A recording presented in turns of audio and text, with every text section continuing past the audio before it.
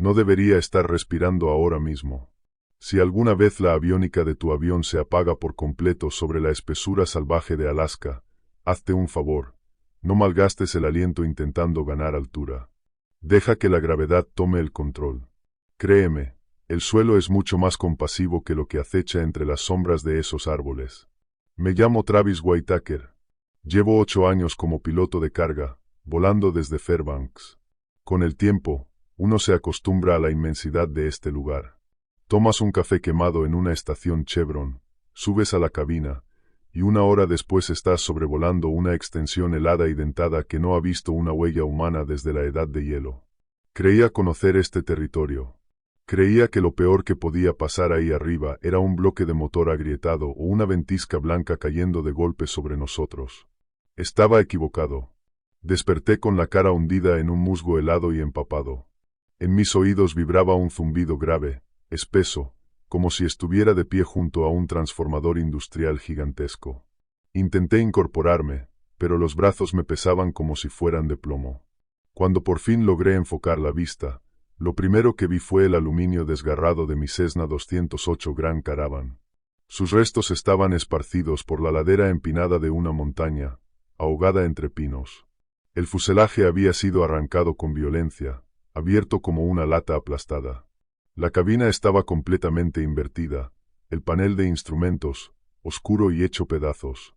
Me solté el arnés. Debí de salir despedido cuando el morro se arrancó. Tambaleándome, avancé hacia el amasijo de metal. El olor a combustible de aviación era tan denso que me abrazaba la garganta. Mi copiloto, un chico joven llamado Miller, venido del sur del estado de Washington, seguía sujeto a su asiento. No quiero entrar en detalles. No sobrevivió al impacto. Su historia terminó en el instante en que rozamos la línea de árboles. Le cubrí el rostro con mi chaqueta y di un paso atrás, jadeando, con el pecho encogido y el aire congelado clavándose en mis pulmones. Me apoyé contra un fragmento de ala retorcida, obligando a mi mente a reconstruir los últimos 60 segundos del vuelo. Se suponía que sería una ruta rutinaria. Transportábamos equipo sismográfico pesado y cajas de suministros hacia una estación geológica remota, cerca de la cordillera Brooks. Allí no había carreteras, no había pueblos, ni siquiera una pista de tierra en cientos de kilómetros. Solo crestas negras y ríos sinuosos de hielo sólido. Entonces llegó la anomalía. No fue algo gradual. Un segundo estábamos estabilizados a 12.000 pies. Al siguiente, la brújula digital del panel empezó a girar desenfrenada. No a desviarse, a girar como un trompo. Las pantallas de navegación no se apagaron sin más, estallaron en un destello cegador, una descarga eléctrica brutal, y luego reventaron. La radio, que hasta entonces escupía una estática débil, estalló en un chillido agudo y ensordecedor. Sentí como si la presión del aire dentro de la cabina se hubiera invertido. El vello de mis brazos se erizó de golpe. Era como si hubiéramos volado directamente al núcleo de un electroimán gigantesco. Todos y cada uno de los sistemas electrónicos del avión se quemaron al mismo tiempo. Agarré el mando y le grité a Miller que sacara los manuales de emergencia. Pero entonces miré por la ventanilla lateral.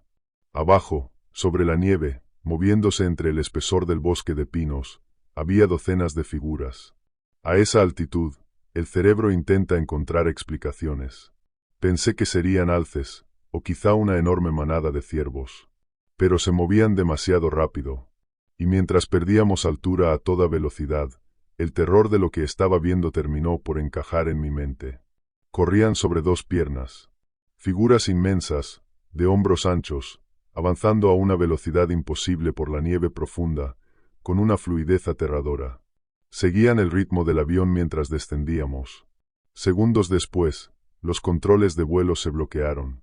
Golpeamos la copa de los árboles. Y luego, oscuridad. Sacudí aquel recuerdo de mi cabeza y revisé mi equipo. Mi teléfono era un ladrillo muerto. La pantalla ni siquiera estaba rota, pero no encendía. Rebujé en el kit de supervivencia que llevamos sujeto detrás del asiento del piloto. La radio satelital de alta resistencia, muerta. El transmisor localizador de emergencia, el ELT, diseñado precisamente para sobrevivir a accidentes catastróficos y transmitir nuestra ubicación a los equipos de rescate, completamente frito. Miré la brújula analógica de mi muñeca.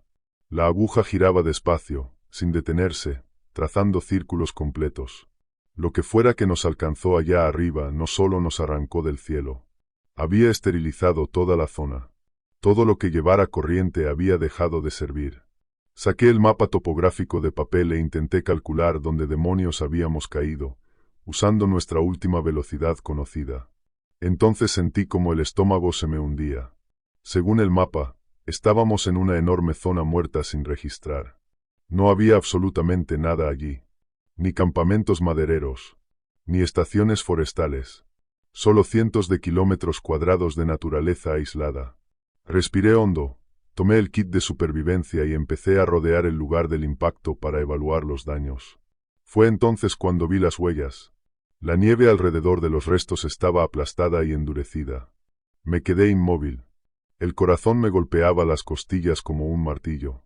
Me arrodillé y recorrí con la mano enguantada el contorno de una de aquellas marcas. No era un oso.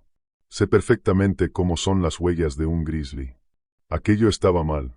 Completamente mal. La impresión era enorme, mucho más grande que mi bota del número 11. Tenía un talón alargado, casi humano, pero la almohadilla delantera era profunda y terminaba en 4 surcos inmensos de garras, hundidos varios centímetros en la tierra congelada. Y eran huellas bípedas. La distancia entre una pisada y otra rondaba el 1,5 metros. Lo que fuera que hubiera dejado aquello, caminaba erguido. Me puse de pie despacio y miré a mi alrededor. No era un solo rastro. Las huellas formaban un anillo deliberado, casi táctico, alrededor de toda la zona del accidente. Pertenecían a criaturas distintas. Algunas marcas eran absurdamente profundas y pesadas, como si las hubiera dejado algo del tamaño de un liniero de fútbol americano. Otras eran más estrechas, más ligeras, como si hubieran danzado alrededor de los restos. Habían estado allí mientras yo yacía inconsciente, sangrando sobre el musgo. Habían rodeado el avión. Me habían observado. Y por alguna razón, se habían marchado. El sol empezaba a hundirse detrás de los picos dentados de las montañas, proyectando largas sombras esqueléticas entre los pinos. La temperatura caía con rapidez, ya rozando cifras de un solo dígito. Si no encendía fuego pronto, el frío acabaría conmigo antes de que cualquier cosa en aquel bosque tuviera la oportunidad de hacerlo. Pasé la siguiente hora arrastrando ramas partidas y cojines desgarrados de los asientos hasta un pequeño claro junto al fuselaje. Usé un encendedor de magnesio para prender una hoguera. El crepitar de las llamas ofrecía una ilusión de seguridad tan pequeña como miserable. Me senté sobre una caja metálica de suministros, temblando, con la vista fija en la línea oscura del bosque. Entre las manos sostenía la única pieza realmente útil del kit de supervivencia. Un rifle Marlin, 45-70 de palanca. Aquí arriba es un arma estándar de monte. Tiene la fuerza suficiente para detener la carga de un oso Kodiak. Llené el cargador tubular y monté una enorme bala de latón en la recámara. El peso del arma era sólido, tranquilizador. Pero cuando la oscuridad terminó de tragarse el bosque, mi confianza se evaporó. Serían alrededor de las 9 de la noche cuando escuché el primer sonido. No fue un aullido, no fue un grito, ni un gruñido, ni ninguno de esos ruidos de monstruo de película que uno esperaría. Fue algo peor. Solo el sonido de un movimiento pesado, deliberado. La nieve comprimiéndose bajo un peso descomunal. Las ramas quebrándose en silencio, apartadas por algo increíblemente fuerte. Y cada vez estaba más cerca. Me puse en pie y lancé tierra al borde de la hoguera para bajar el resplandor. Luego alcé hasta el hombro el pesado cañón del 45 al 70. Me temblaban tanto las manos que el punto de mira vibraba sin control. Grité, con la voz quebrada. Estoy armado. Tengo un rifle. Fue una estupidez decirlo. Un reflejo nacido de toda una vida lidiando con amenazas humanas en estacionamientos de Walmart y bares de mala muerte. Con la fauna salvaje no se negocia. Pero el movimiento se detuvo. Un silencio absoluto cayó sobre el bosque. Ni siquiera soplaba el viento. Entonces, justo en el límite de la luz del fuego, las sombras parecieron despegarse de los árboles. Una figura salió de la maleza. Dejé de respirar. Mi mente se negó por completo a aceptar lo que estaban viendo mis ojos. Medía casi 2,5 metros. Se sostenía por completo sobre las patas traseras. Su cuerpo estaba cubierto de un pelaje oscuro, espeso, apelmazado, salpicado de nieve y escarcha. La musculatura era antinatural, hombros anchos y pesados, estrechándose hacia una cintura magra y poderosa. Los brazos eran demasiado largos, y terminaban en manos gruesas, correosas, rematadas por garras negras y curvadas. Pero fue la cabeza lo que me revolvió el estómago. Tenía el hocico alargado y las orejas en punta de un lobo de bosque, aunque la mandíbula era más ancha, más pesada. Bajó la vista hacia mí, y las llamas se reflejaron en sus ojos. Aquellos ojos no eran de animal. No eran opacos ni instintivos. Eran ámbar, inteligentes y aterradoramente humanos. Había una profundidad enfermiza en ellos.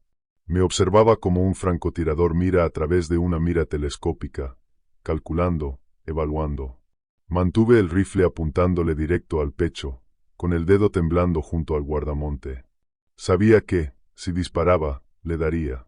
Pero también supe, con una certeza absoluta y visceral, que una sola bala no bastaría para detener a esa cosa. La criatura no enseñó los dientes. No rugió. Solo me miró, durante lo que se sintió como una eternidad. La inteligencia en su mirada fue lo más espantoso que he vivido. Sabía exactamente qué tenía en las manos. Sabía que yo estaba aterrorizado. Entonces, despacio, con una calma deliberada, dio un paso atrás. Y luego otro. Se fundió otra vez con las sombras de los pinos sin hacer el menor ruido. Solté el aire en una exhalación áspera, temblorosa, y bajé un poco el rifle. Pero al mirar más allá del lugar donde había estado, la sangre se me heló por completo.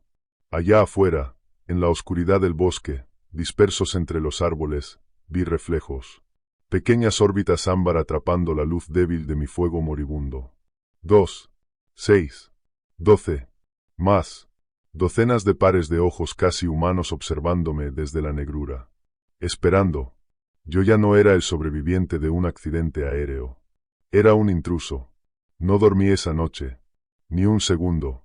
Me quedé sentado con la espalda pegada al fuselaje congelado y dentado de la Cessna, con el pesado rifle Marlin atravesado sobre las rodillas. Las manos se me habían entumecido por completo dentro de los gruesos guantes de invierno. El fuego fue apagándose poco a poco hasta quedar reducido a brasas anaranjadas, y cada vez que el viento azotaba entre los pinos, yo me preparaba para el ataque. Esperaba en cualquier momento que aquellas enormes manos correosas me arrancaran de entre los restos del avión. Pero el ataque nunca llegó. Cuando por fin la primera luz gris y anémica del amanecer asomó sobre las cordilleras de Alaska, el bosque seguía muerto en silencio. No había pájaros. No crujían las ramas. Nada. Solo el quieto peso del frío. Ese silencio opresivo y helado del bosque profundo. Me obligué a ponerme de pie. Las articulaciones me ardieron en protesta, doloridas por el frío y por el bajón después de la adrenalina. Tenía que moverme. Quedarme en el lugar del accidente era una forma segura de morir congelado, suponiendo que aquellas criaturas no decidieran rematarme antes. El protocolo estándar de la FAA dice que debes permanecer junto a tu aeronave siniestrada. Pero el protocolo estándar no contempla a un lobo bípedo de casi 2,5 metros mirándote con ojos humanos. Saqué una bolsa de lona de entre los restos y empecé a meter todo lo que pude rescatar. Un par de raciones MRE, una manta térmica, una linterna que no encendía, y todas las cajas de munición 45 a 70 de repuesto que encontré. Antes de irme, caminé despacio alrededor del perímetro, buscando el lugar exacto donde aquella cosa había estado de pie. Quería ver las huellas a la luz del día. Necesitaba demostrarme que no estaba perdiendo la razón por culpa de una conmoción cerebral. Encontré el sitio, pero las huellas habían desaparecido. Caí de rodillas y aparté con las manos la capa superior de nieve suelta. Las marcas profundas y pesadas que había visto la noche anterior, las enormes señales de garras, la zancada bípedoide. Todo había desaparecido. La nieve no las había cubierto sin más. Habían sido alteradas a propósito. Barridas, aplanadas por amplios movimientos, como si alguien hubiera tomado una rama de pino y hubiera borrado meticulosamente cada huella que conducía de vuelta al límite del bosque. Los animales no cubren sus rastros. No les importa que sepas que estuvieron allí. Un sudor helado me brotó bajo la pesada chaqueta Carhartt. Aquellas cosas no eran solo depredadores. Eran inteligentes. Estaban organizadas. Y ocultaban su número. Miré la brújula analógica de mi muñeca. La aguja seguía girando con lentitud, perezosa, trazando círculos completos de 360 grados. El campo electromagnético seguía completamente alterado. Tendría que orientarme por el sol, avanzando más o menos hacia el sur. Si mi mapa mental no fallaba, a unas 40 millas había un sistema fluvial importante. Si lograba llegar hasta allí, tal vez tendría una mínima posibilidad de que me avistara algún bus plane que no estuviera volando justo sobre aquella maldita zona muerta. No miré atrás. Simplemente eché a andar. Los 2 primeros días se desdibujaron en una mezcla de miseria física y paranoia creciente. Recorrer a pie el bosque salvaje de Alaska ya es una pesadilla en un buen día.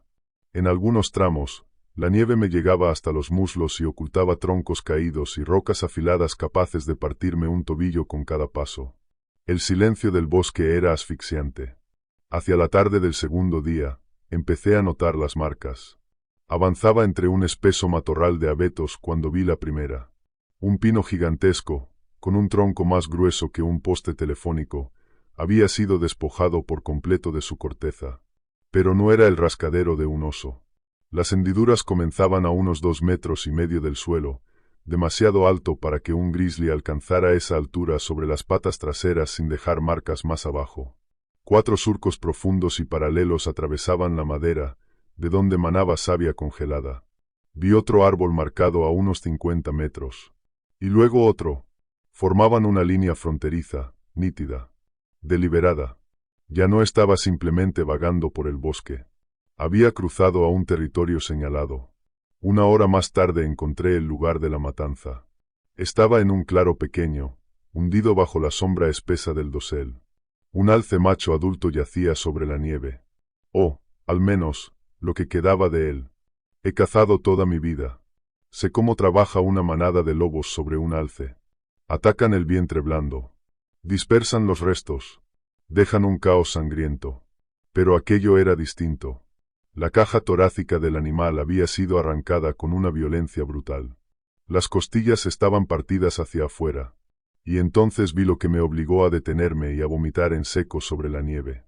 A unos pocos pies de distancia yacía el enorme fémur. Un hueso grueso, pesado. De esos que parecen exigir maquinaria industrial para romperse. Estaba partido limpiamente en 2. Nadie muerde un fémur de alce hasta quebrarlo. Para hacer algo así, tendrías que sujetarlo con ambas manos, afirmarlo contra una superficie sólida, y aplicar una fuerza imposible, solo para abrirlo y llegar al tuétano. Puedo seguir con el siguiente fragmento en el mismo tono para que todo el relato mantenga una voz uniforme. Retrocedí, apartándome del cadáver, con las manos aferradas al marlin tan fuerte que los nudillos se me habían puesto blancos. La sensación de que me observaban no era una idea, era un peso físico, clavado sobre los hombros. Cada vez que una rama crujía bajo el peso de la nieve, giraba el rifle de golpe, esperando encontrar esos ojos ámbar fijos en mí desde la maleza. Estaban ahí fuera. Lo sabía. Me estaban dejando cruzar su territorio, su sala de estar, solo para ver qué iba a hacer. En la tarde del tercer día, mi suerte por fin se rompió. O eso creí.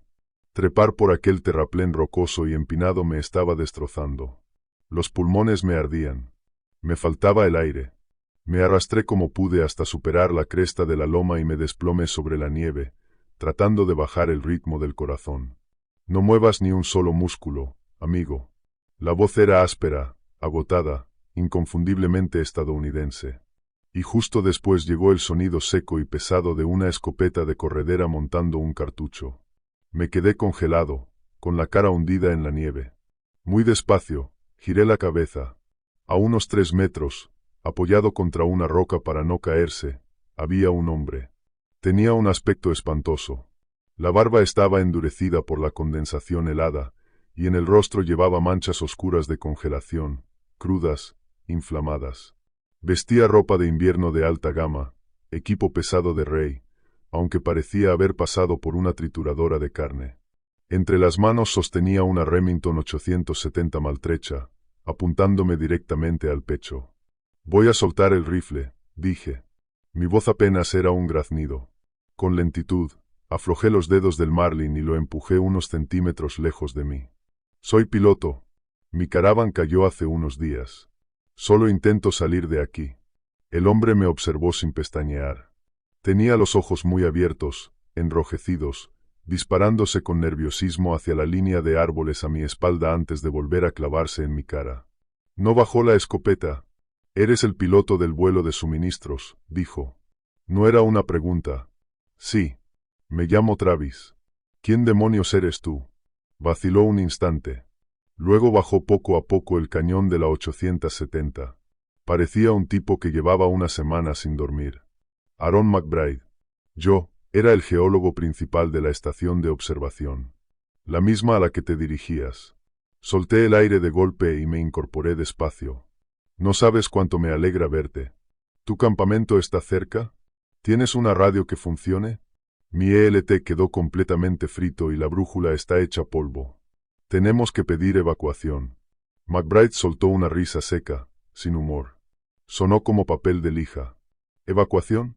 Amigo, nadie viene. Ya no existe ningún campamento. Y tus aparatos no se averiaron sin más, Travis. Los borraron». Me hizo una seña para que recogiera el rifle y lo siguiera. «Vamos. No podemos quedarnos a campo abierto. También patrullan de día.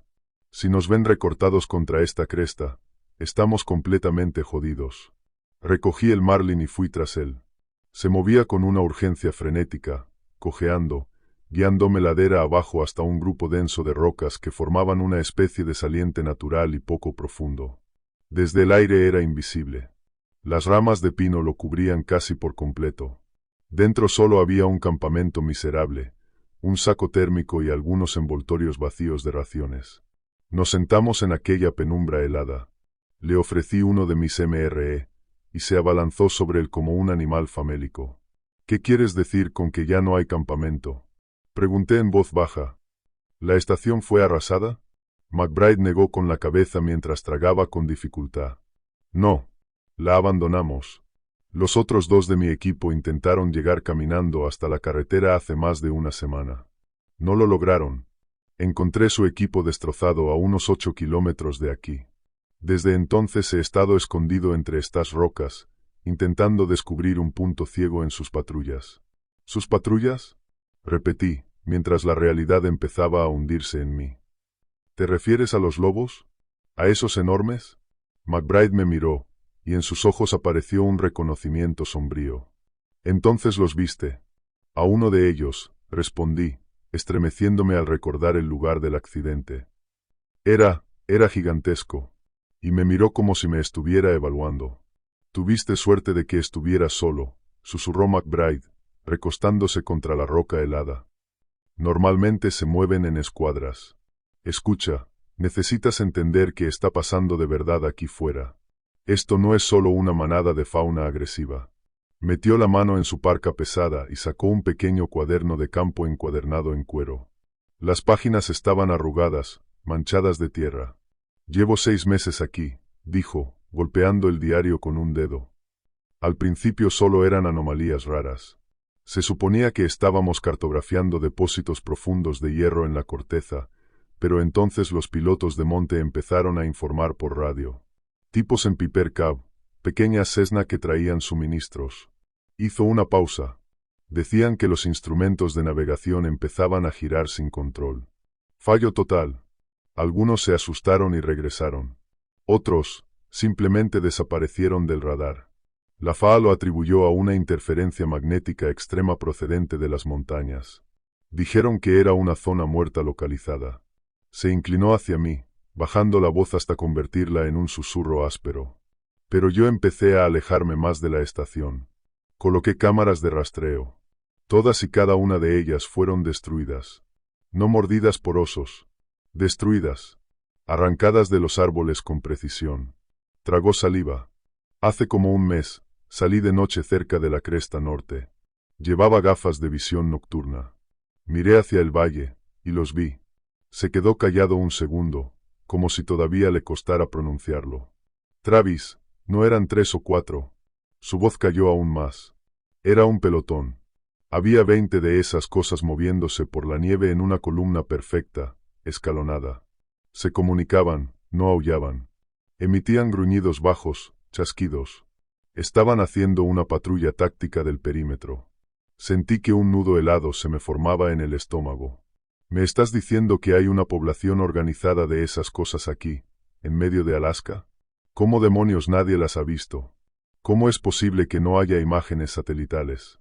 Por la onda, dijo McBride, señalando el cielo. La viste antes de que tu avión cayera, ¿verdad? El destello. Los aparatos quemándose. Asentí. Fue como volar a través de un pulso electromagnético gigantesco. Eso es exactamente lo que es, respondió McBride. Al principio pensé que se trataba de un fenómeno natural. Algo así como una versión extrema y muy localizada de la aurora boreal interactuando con la corteza magnética. Pero no es aleatorio. Lo he estado siguiendo. Su mirada se endureció. Cada vez que un avión se acerca demasiado a su territorio central, el cielo ondula. El campo electromagnético de la zona se invierte por completo. Cualquier aeronave atrapada ahí pierde la aviónica, pierde todos los controles electrónicos. Se convierte en un ladrillo volador. Entonces me miró con una seriedad absoluta. No solo están cazando, Travis. Están defendiendo su territorio. Cada vez que algo entra en su espacio aéreo, activan ese pulso. Si quieres, puedo seguir con el siguiente fragmento manteniendo exactamente este mismo tono y estilo. No sé si era una capacidad biológica, algo como una anguila eléctrica descomunal, multiplicada hasta funcionar en manada, o si habían aprendido a manipular alguna anomalía geológica natural del valle. Pero la estaban usando con intención. Estaban derribando aviones del cielo para proteger sus fronteras. Me quedé allí, sentado sobre la tierra helada, con la mente desbocada. Era una locura. Sonaba como el delirio de un hombre que había perdido por completo el contacto con la realidad. Pero yo había visto cómo se encendía el tablero de mi avión. Había visto la brújula girar sin control. Y también había visto la inteligencia en los ojos de aquella criatura. Tenemos que irnos, dije, aferrando el rifle con fuerza. Ahora mismo. Salimos de esta zona muerta a pie, avanzamos hasta que la brújula vuelva a funcionar, y luego buscamos terreno elevado para hacer señales a algún vuelo comercial. McBride negó despacio con la cabeza. No lo entiendes, amigo. Estamos en el mismísimo centro. Y todavía no has visto lo peor. Ven. Tengo que enseñarte algo. Entonces comprenderás por qué no podemos limitarnos a marcharnos. Esperamos hasta última hora de la tarde, cuando las sombras empezaron a alargarse y la luz agonizante nos ofreció un poco de cobertura. McBride me sacó del saliente rocoso y me condujo por una pendiente empinada y traicionera. Ascendíamos hacia una cresta alta, dentada, que dominaba la inmensa cuenca de abajo. Allí arriba, el viento era brutal. Se colaba entre las capas de ropa como una lluvia de cuchillas diminutas. Los últimos 50 metros los recorrimos arrastrándonos sobre el vientre, pegados a la nieve, manteniendo un perfil bajo para que nuestras siluetas no se recortaran contra el cielo. No levantes la cabeza, susurró McBride, sacando unos prismáticos militares pesados. Y hagas lo que hagas, no emitas ni un solo sonido. Nos deslizamos hasta el borde del acantilado y miramos hacia abajo. El aliento se me quedó clavado en la garganta. Me olvidé por completo del frío. Bajo nosotros se extendía un valle de dimensiones imposibles, resguardado por un anillo de montañas negras, verticales, impenetrables. Un río congelado serpenteaba por el centro, flanqueado por densos bosques de pinos antiguos. Aquello no era un territorio salvaje. Era una civilización. A través de la cortina de nieve pude verlos. No eran docenas. Eran cientos. Un ecosistema inmenso, organizado y aterrador. Junto al río helado distinguí un grupo masivo, 40 o 50 individuos, coordinando una cacería. Estaban empujando una manada de alces salvajes hacia un cañón estrecho, moviéndose con una precisión militar espeluznante. No se limitaban a perseguirlos. Los flanqueaban. Les cerraban las rutas de escape. Se comunicaban entre sí con ladridos secos y resonantes que subían, débiles, por la montaña. Más arriba, en los afloramientos rocosos de las paredes del valle, vi centinelas. Figuras enormes, inmóviles sobre los peñascos, con los hombros anchos cubiertos por una fina capa de nieve. Estaban apostados en puntos estratégicos, vigilando. Parecían gárgolas gigantescas y monstruosas, girando la cabeza lentamente mientras barrían el horizonte con la mirada. En el centro del valle, los árboles habían sido despejados. No por una tormenta, sino a propósito. Habían sido derribados y arrastrados a un lado. Entre las lomas distinguí madrigueras enormes, profundamente excavadas y fortificadas, reforzadas con troncos masivos y rocas ciclópeas. Del interior ascendía el vaho cálido de la respiración. «Dios mío», murmuré, antes de poder contenerme. «Hay un ejército entero». «Es un santuario», susurró McBride, con las manos temblándole sobre los prismáticos. «Un criadero. Una fortaleza. Llevan aquí Dios sabe cuánto, siglos, quizá, completamente aislados del resto del mundo». Entonces vi a uno de los centinelas, una criatura que debía pesar más de 220 kilos, incorporarse de golpe sobre la roca. Echó la cabeza hacia atrás y emitió un sonido. No era un aullido. Era una vibración profunda, grave, densa, una frecuencia tan baja que me retumbó en la caja torácica incluso a más de 1 kilómetro de distancia. Al instante, los otros centinelas del valle respondieron, retransmitiendo la señal de uno a otro. El grupo de caza junto al río se detuvo en seco. Todas aquellas cabezas se alzaron al mismo tiempo, apuntando al cielo. Yo también miré hacia arriba. Las nubes sobre el valle comenzaban a ondular. Una luz tenue, enfermiza, verde y violeta, empezó a latir dentro del espeso techo de nubes, desplazándose como un fluido vivo. No se parecía a una aurora boreal. Parecía algo violento, inestable. El vello de mis brazos se erizó al instante. La presión del aire cayó tan deprisa que me estallaron los oídos. Bajé la vista hacia la brújula de mi muñeca. La aguja vibraba con violencia. Giraba tan rápido que ya no era más que un borrón. «Abajo». McBride me agarró del hombro y me arrancó del borde del precipicio. «Pega la cabeza a las rocas». Nos aplastamos contra la nieve. Mi corazón golpeaba la tierra congelada con un ritmo frenético. El zumbido grave y opresivo que había oído justo antes de que mi avión se estrellara había regresado. Temblaba a través de la piedra maciza bajo nuestros cuerpos. Era como estar junto a una turbina arrancando. «Lo están cargando», gritó McBride por encima del estruendo creciente. «Algo se acerca». Levanté la vista más allá de él, hacia el horizonte. A través de una abertura en las nubes, al sur, vi una pequeña luz roja intermitente. Un avión. Parecía una avioneta bimotor, quizá un charter privado o un carguero perdido, volando bajo la cobertura nubosa para esquivar el mal tiempo que entraba. Venía directo hacia el borde del valle. Directo hacia aquel espacio aéreo. «Date la vuelta», murmuré, aferrando la nieve con los dedos. «Vamos, gira, por favor». Pero siguió avanzando, ajeno a la muralla invisible hacia la que se precipitaba. El zumbido bajo nosotros alcanzó un clímax ensordecedor. Las luces que palpitaban dentro de las nubes se contrajeron de golpe, condensándose en un parpadeo feroz, con una intensidad de estrobo cegadora. Y entonces, una oleada de energía cruda e invisible desgarró el cielo. Lo vi con horror absoluto. La avioneta dio un tirón brusco en pleno aire. Las luces de navegación se apagaron al instante. El ronroneo constante de los motores titubeó, se ahogó, y murió por completo. El aparato inclinó el morro y quedó convertido en un peso muerto, atrapado en un planeo silencioso y fatal. Superó la cresta exterior y se precipitó de lleno contra el bosque espeso del otro lado del valle, desapareciendo tras la línea de árboles. Unos segundos después, un golpe sordo y pesado retumbó entre las montañas. Una columna de humo negro empezó a elevarse hacia el cielo gris. Me quedé mirando aquel humo, inmóvil, paralizado. No acababan de derribar un avión. Lo habían apartado del cielo con la misma facilidad con la que un hombre espanta un mosquito. Abajo, en el valle, el grupo de caza no dudó ni un segundo. Decenas de aquellas criaturas bípedas, enormes, abandonaron la persecución de los alces y se volvieron hacia la columna de humo. Empezaron a correr por la nieve profunda con una velocidad aterradora, en dirección directa al lugar del impacto. «Van a comprobar si alguien sobrevivió», susurré, con el estómago revuelto. «No», respondió McBride, con una voz plana, vacía. Van a eliminar a los intrusos. Nadie sobrevive a un accidente ahí, Travis. Tú fuiste el único que logró salir caminando. ¿Y si descubren que estamos aquí arriba? No terminó la frase. No hacía falta. Retrocedimos poco a poco desde la cresta, refugiándonos otra vez entre las rocas. La realidad cayó sobre mí con un peso brutal, indiscutible. No estábamos simplemente perdidos en el bosque. Estábamos atrapados en territorio enemigo.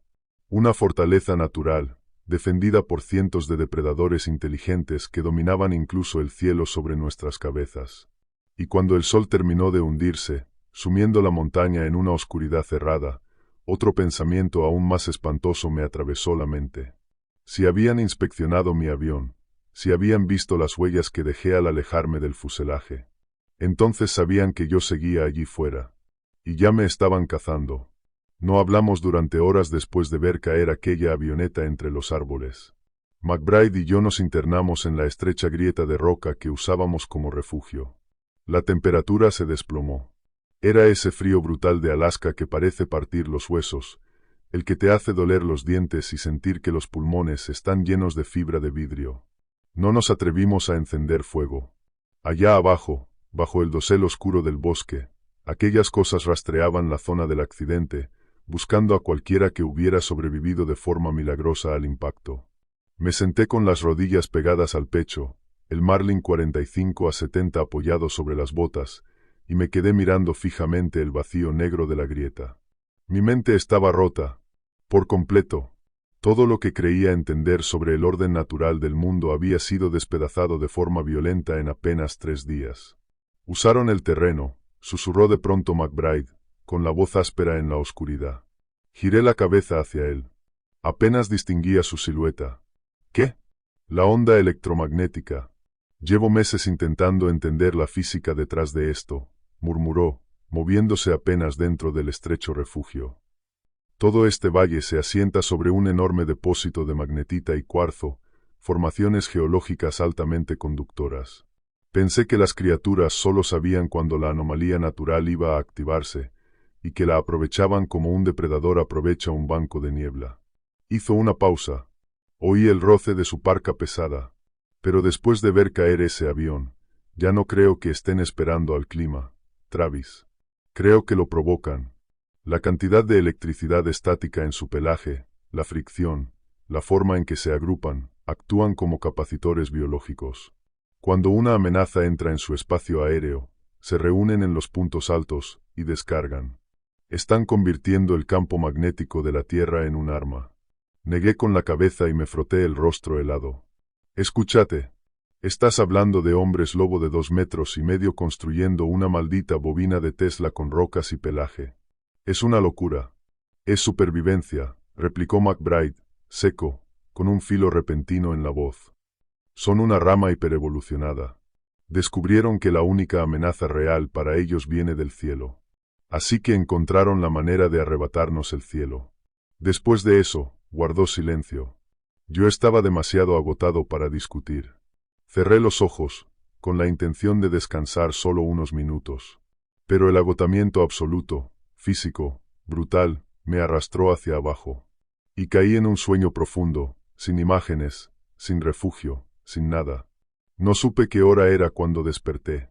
Seguía siendo noche cerrada, una oscuridad absoluta. Pero algo iba mal. Había un sonido débil, rítmico, rebotando contra las paredes de piedra de nuestro refugio. Era tan tenue que el viento, allá afuera, casi conseguía tragárselo por completo.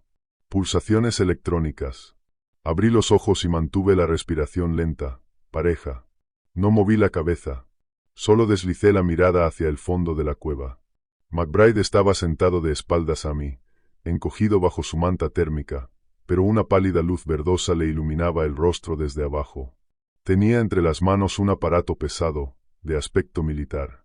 Un teléfono satelital. La antena estaba extendida, apuntando hacia una grieta estrecha en el techo de la cueva, justo donde había línea limpia hacia el cielo. Sentí que la sangre se me convertía en hielo. Todos los dispositivos electrónicos que yo llevaba encima habían quedado inutilizados. Mi reloj brújula seguía girando como un juguete roto, pero el teléfono de McBride funcionaba a la perfección. Sí, susurró al transmisor, con una voz tensa, pero completamente desprovista del pánico desesperado que me había mostrado antes. Paquete objetivo verificado. La densidad es mucho mayor de lo estimado. Tenemos cientos de hostiles en la cuenca. Protocolo Alfa autorizado. Hizo una pausa. La maniobra de cebo fue un éxito. Los obligó a salir de sus madrigueras subterráneas. ¿La maniobra de cebo? Estaba hablando de mi avión. No pensé. Reaccioné. Agarré el Marlin. Monté un cartucho pesado de latón con un chasquido metálico que estalló en la cueva como un cañonazo, y apunté directamente a la nuca de McBride. «Suéltalo», dije. Mi voz salió completamente firme. Muerta, vacía de cualquier emoción. McBride se quedó inmóvil. Bajó el teléfono despacio, mientras la luz verde proyectaba sombras largas y siniestras sobre las paredes de roca. «Travis, baja el arma». «No entiendes». «Entiendo bastante», respondí, avanzando un paso más, con la boca del 45 al 70 centímetros de su columna. «Tú no te perdiste aquí, McBride. Tu equipo funciona perfectamente porque es material militar, blindado contra pulsos electromagnéticos». Lo miré con una frialdad que ni yo mismo reconocía. «¿Sabías lo que había en este lugar? ¿Sabías de ellos?» McBride giró lentamente, manteniendo las manos visibles. La actuación del geólogo aterrado y desesperado había desaparecido por completo. Sus ojos eran fríos, calculadores. Tenía el aspecto de un tipo al que acababan de atrapar haciendo trampas en una partida, no el de un hombre rodeado por monstruos. ¿De verdad crees que el gobierno no sabe lo que tiene en su propio patio trasero?, dijo al fin, con una voz clínica, serena. Llevamos rastreando anomalías en este sector desde los años 70. Su tono era tan controlado que resultaba peor que un grito. Los satélites no podían atravesar la cubierta de nubes. Los drones caían del cielo una y otra vez. Así que el Departamento del Interior montó la estación geológica como tapadera, un puesto de observación clandestino. Apreté el rifle con tanta fuerza que los nudillos me crujieron. Nos usaron. Miller no sobrevivió a ese accidente. Era un chico de 22 años que solo quería acumular horas de vuelo, y ustedes nos usaron como un maldito sistema de alarma. Eras una variable, respondió McBride. Ni una sola pizca de arrepentimiento. Necesitábamos saber con exactitud dónde estaba su principal zona de cría. Necesitábamos obligarlos a concentrarse. Solo lo hacen cuando una aeronave grande atraviesa el perímetro interior. Tu vuelo de carga nos dio los datos exactos que necesitábamos. Y ahora podemos terminar con esto. Solté una risa seca, incrédula. ¿Terminar con esto? Hay un ejército ahí fuera. ¿Y crees que un par de helicópteros de rescate van a arreglarlo? McBride sonrió. Fue una sonrisa hueca. Aterradora. ¿Helicópteros? No, Travis. Acabo de marcar todo este valle para un ataque táctico localizado. Están enviando una unidad especializada de reconocimiento pesado y eliminación. Al amanecer, toda esta cuenca va a quedar reducida a vidrio y ceniza. Vamos a borrar este error genético del mapa. No dormimos el resto de la noche. Lo obligué a sentarse al otro extremo de la cueva, con mi rifle apuntándole al pecho. Y, siendo sincero, si una de esas cosas hubiera entrado en ese instante, no sé a cuál de los dos habría disparado primero. Cuando las primeras vetas pálidas del amanecer empezaron a desangrarse sobre los picos dentados de la cordillera Brooks, el viento amainó. El silencio absoluto del interior de Alaska regresó. Pesado. Inmóvil. Expectante. Entonces lo oí. No sonaba como un avión comercial. Era un rugido profundo, gutural, sincronizado. El bramido de enormes motores turbofán. Me vibró en los dientes. Obligué a McBride a salir a la arista, sin apartar el rifle de él. Miramos hacia el horizonte sur. Rompiendo la densa capa de nubes grises, apareció una aeronave gigantesca. Estaba pintada por completo en negro mate, un negro absorbente, sin números de cola ni marcas identificativas. Parecía una versión modificada de un Boeing P-8 Poseidón, más blindado, erizado de sensores y armamento bajo las alas. Venía abajo, rozando los picos de las montañas, casi en silencio salvo por el retumbar sordo de sus motores. Ahí está, susurró McBride, con los ojos abiertos por una clase de triunfo casi maniático. Van a arrasar toda la cuenca. Pero entonces el valle, bajo nosotros, empezó a moverse. No fue una estampida caótica. Fue la exhibición de respuesta táctica organizada más aterradora que he presenciado en mi vida. Salieron de la línea de árboles, de las madrigueras subterráneas, de los afloramientos de roca, cientos de ellos, figuras enormes, macizas, cubiertas de un pelaje oscuro coronado por escarcha. No huyeron del avión que invadía su espacio aéreo. Corrieron hacia las zonas más altas del valle. Escalaron paredes de roca casi verticales con una velocidad imposible, clavando sus garras monstruosas en la piedra. En cuestión de minutos, todo el borde del valle estaba cubierto por ellos. Hombro con hombro. Más de 2 metros de altura. Los hocicos lupinos levantados hacia la aeronave que se acercaba. «¿Qué están haciendo?», murmuró McBride, y por primera vez oí vacilar su confianza. «Deberían estar buscando cobertura. La carga va a...». No terminó la frase. En el fondo del valle, la mayor de las criaturas, un coloso absoluto de pelaje surcado por vetas plateadas, alzó la cabeza e inhaló. Su pecho se expandió de un modo antinatural. Y entonces emitió un sonido. No fue un rugido. No fue un aullido. Fue una onda de choque. Una frecuencia tan baja, tan brutalmente poderosa, que sentí como si alguien me hubiera golpeado el esternón con un mazo. La nieve sobre la cresta explotó hacia arriba a nuestro alrededor, arrancada del suelo por la vibración. Luego se unió la criatura de al lado. Y luego otra. Y otra. En segundos, más de 500 de esos depredadores supremos estaban produciendo la misma resonancia sincronizada de baja frecuencia. Devastadora. El aire perdió presión con tanta violencia que la sangre me brotó de la nariz. La atmósfera sobre el valle empezó a deformarse ante mis ojos.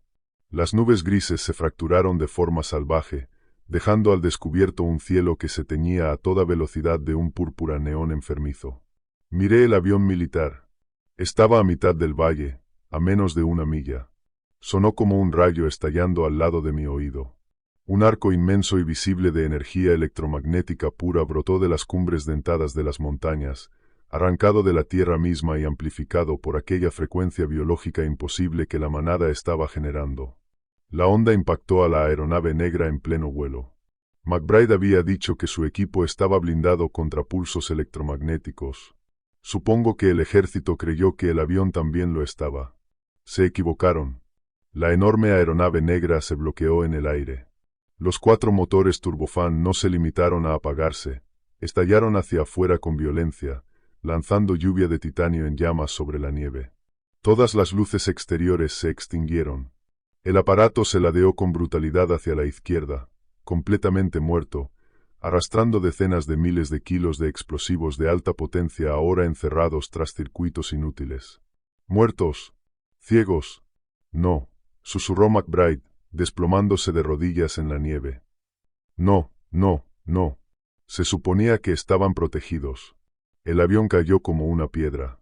Sobrepasó el centro del valle y se estrelló directamente contra la ladera occidental, a unos 3 kilómetros de nuestra posición. El impacto sacudió los cimientos mismos de la tierra. Una bola de fuego gigantesca estalló hacia el cielo, vaporizando la nieve y lanzando una onda de calor que me golpeó el rostro. El estruendo del metal desgarrándose y del combustible detonando resonó por los cañones durante 1 minuto entero. Fue una sinfonía apocalíptica de destrucción. No solo habían sobrevivido al ataque, habían neutralizado por completo la pieza de tecnología aeronáutica más avanzada del planeta. El silencio que siguió al accidente fue ensordecedor. El resplandor púrpura del cielo se apagó poco a poco, volviendo a un gris amoratado, enfermo. El zumbido grave cesó. Y abajo, en el valle, la inmensa manada no celebró. No aulló en señal de victoria. No perdió el control. Se organizó. La mitad del grupo se separó de inmediato, deslizándose por los acantilados traicioneros con una gracia espantosa, y empezó a correr a través del valle en dirección a los restos en llamas del avión militar. Avanzaban en formación perfecta, una ola silenciosa y letal de músculo y pelaje. Iban a asegurarse de que no hubiera supervivientes. Iban a eliminar la amenaza, igual que hicieron con Miller. igual que hicieron con los otros pilotos desaparecidos. De pronto, McBride se puso de pie. Tenía los ojos desorbitados. Se echó la mochila al hombro. Tenemos que ir. Tenemos que bajar ahí. Lo miré como si hubiera perdido la razón. ¿Estás completamente loco? Hay cientos de esas cosas corriendo hacia el impacto. Ese avión llevaba un núcleo de datos reforzado, gritó McBride, escupiendo cada palabra. Tiene las imágenes térmicas, los escaneos biológicos, el registro de la generación del EMP. Si no recupero esa unidad, Mando no autorizará un ataque mayor. Necesitamos la prueba. Y dio un paso hacia la pendiente que descendía al valle. Da uno más, y te reviento la rodilla con un 45-70. Le apunté de nuevo, sin pestañear. McBride se volvió hacia mí, fulminándome con la mirada. No lo entiendes, Travis. Si no terminamos esto, ellos ganan. Se quedan con este territorio para siempre. Ya ganaron, dije.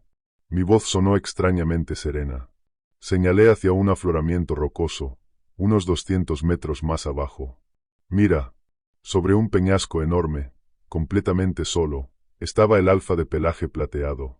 El coloso. No estaba mirando el avión en llamas. Nos estaba mirando a nosotros. Se me cerró la garganta. Incluso a esa distancia, la inteligencia que irradiaban sus ojos ámbar era insoportable. Sabía exactamente dónde estábamos. Probablemente lo sabía desde el momento en que salimos a la arista. No enseñó los dientes. No dio ninguna señal para que la manada nos atacara. Solo miró. Era la mirada de un rey contemplando a un explorador derrotado. Una comunicación silenciosa. Absoluta. Ya viste lo que somos. Ya viste lo que podemos hacer. Ahora, vete. La criatura giró lentamente la cabeza hacia el sur, en dirección al río. La salida. Después volvió a mirarme. Asintió una sola vez, despacio, con una precisión deliberada, y saltó del peñasco, desapareciendo entre la espesura de los pinos. Me estaba dejando ir. Porque una advertencia tiene más poder que un cadáver. Bajé el rifle lentamente y miré a McBride. Seguía inmóvil, clavando la vista en el lugar donde había estado el alfa. Tenía el rostro completamente pálido. Las manos le temblaban con violencia. Por fin, la realidad de lo que enfrentaba había atravesado su arrogancia militar. Yo voy al sur, dije, ajustándome la mochila. Voy a seguir el río hasta encontrar una pista forestal, o morir congelado en el intento. Puedes venir conmigo, o bajar ahí e intentar sacar un disco duro de un avión en llamas rodeado por 300 depredadores alfa. Tú eliges. McBride no respondió. Solo se quedó mirando la columna de humo que ascendía desde la ladera occidental. Yo no esperé su decisión. Me di la vuelta, y empecé a caminar. No miré atrás. Nunca supe qué decisión tomó Aaron McBride en aquella cresta. No sé si intentó bajar a escondidas hasta los restos, o si murió congelado allí mismo, sentado sobre la nieve. Lo único que sé es que, cuando por fin conseguí detener una patrulla de motos de nieve en una pista forestal, 5 días después, medio muerto por congelación y hambre. Iba solo. Nunca volví a pilotar. Renuncié a mi trabajo en la compañía de carga el mismo día en que salí del hospital de Fairbanks. Metí mi vida en una bolsa, compré una camioneta usada y barata, y me mudé a los estados del sur. Ahora vivo en un pueblo tranquilo del medio oeste, tan lejos de la nieve y de las montañas como me ha sido posible. No le dije la verdad a la FAA durante la investigación del accidente. Les conté que entramos en una corriente descendente severa, que perdimos la instrumentación por una anomalía magnética localizada y que golpeamos los árboles. Lo archivaron como error del piloto y condiciones meteorológicas extremas. El ejército tampoco reconoció jamás, oficialmente, la pérdida del P-8 Poseidón. Simplemente ajustaron, en silencio, las zonas de exclusión aérea sobre ese sector de la cordillera Brooks, alegando protección medioambiental. Pero yo sé la verdad, y ya no puedo seguir callándola. Estoy concediendo esta entrevista de forma anónima y publicando esta transcripción en Internet porque la gente necesita entender qué hay realmente ahí afuera. Esto es lo esencial. Los aviones no desaparecen en la Alaska profunda por culpa del mal tiempo. Los pilotos no pierden el rumbo por una simple deriva magnética natural. Y los equipos de rescate no dejan de encontrar restos en valles poco profundos porque sí. Hay una línea trazada en la naturaleza salvaje. Una frontera que no estamos destinados a cruzar. Las criaturas que viven allí no se esconden de nosotros. No huyen cuando oyen un motor. Son una población antigua, altamente organizada, hiperinteligente. Han esculpido su santuario en el entorno más hostil del planeta. Y defenderán sus fronteras con una ferocidad devastadora, absoluta. No nos consideran una especie superior. Nos consideran una plaga invasora. Y han desarrollado un mecanismo biológico capaz de sacarnos del cielo en cuanto nos convertimos en una amenaza. Así que, si alguna vez te encuentras volando sobre los territorios profundos e inexplorados del norte, presta atención. Si la radio empieza a escupir estática, si las pantallas digitales parpadean y mueren, si la aguja de la brújula comienza a girar lentamente en círculos, no intentes diagnosticar el fallo. No intentes planear para salir.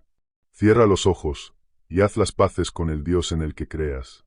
Porque si la electrónica se apaga sobre esos bosques, no significa que tu avión esté averiado. Significa que ellos ya te vieron.